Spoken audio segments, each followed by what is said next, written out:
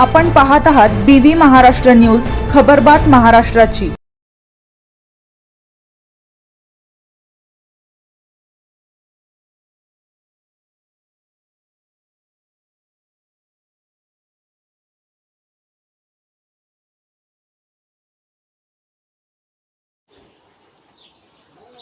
वसाकात लाखोंची चोरी, स्थानिकांनी चौघांना पकडून दिले पोलिसांच्या ताब्यात।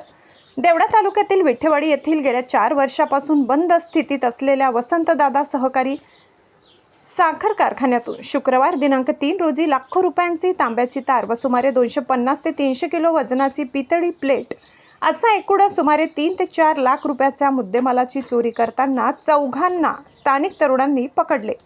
चौघे वसाका कारखान्याचे सुरक्षा कर्मचारी म्हणून कार्यरत आहेत। वसाकात आतापर्यंत चोरटे चोरी करत असल्याचे संशय व्यक्त करीत होते, मात्र आता तर कुंपणच शेतखाऊ लागल्याने वसाकातील चोरीचे हे सत्र कसे थांबवायचे याबाबत परिसरात चिंता व्यक्त केली जात आहे। या 4ही चोरट्यांना देवळा पोलिसांनी ताब्यात घेतले आहे। याबाबत रात्री उशिरापर्यंत चोरीचा गुन्हा दाखल करण्याचे काम सुरू होते। BV न्यूज महाराष्ट्रासाठी कार्यकारी संपादक मनोज वैद्य।